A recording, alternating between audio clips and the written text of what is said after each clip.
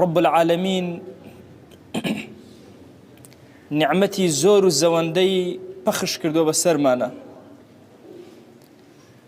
ژماردنی نعمەتەکان لە هێزی ئینسان و لە هێزی جنەکانیش نییە. رب العالمين لقرآن أفرمي وأسبغ عليكم نعمه ظاهرة وباطنة خوا جل جلاله نعمتكاني خوي بسرا داباران دون نعمتاني آشكرا ونعمتاني پنهان. علماء لنعمتي پنهانا أفرمون نعمة پنهانا كاني خوا جل جلاله بسر ما نوا بريتيا لو ستريك خوا أمانك ئێمەی مرۆڤ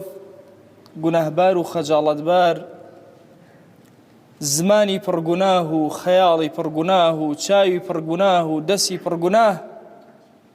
بەڵام یەکێک لە نیعمەتە فرە گەورەکانی رب العالمین بریتیە لەوەی کە عیبەکانی ئێمەی داشاردووە و شاردووەتەوە. ئەبوو تەمیمەی هەجیمی ئەفەرمێ هوجەیمی ئەفەرمێ ئینسانەکان لە نێوان دوو نیعمەتان کە بەیانی ئەکەنەوە نیعمەتێکیان ذەنب مەستوور گوناهانێکە کە شارراوەتەوە دیار نییە، دووهەمینیشیان ئەو ثەنایەیە کە خەڵک سەناتەکات و باست ئەکا بە چاکە.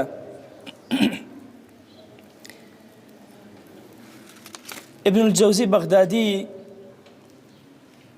ئەفەرمێ ئەگەر بینیت خەڵک سەریان لە تۆ سوڕمان لە هەر شتێکی تۆ، لە قسەی تۆ، لە کردەوەی تۆ، لە فکری تۆ، لە هەر شتێکی تۆ، بزانە ئەوە سەریان لە تۆ سوڕ نەماوە، بەڵکو سەریان لەو سترە سوڕماوە، لەو شاردنەوەیە سوڕماوە کە خوا عیبەکانی داشاردووی. ئەگەر عیبەکانە بە دەرەوە بن کەس سەلامیشی لێ ناکە، کەس ڕێزیشی لێ ناگرێ، کەس حورمەتێ بۆ دانانێ،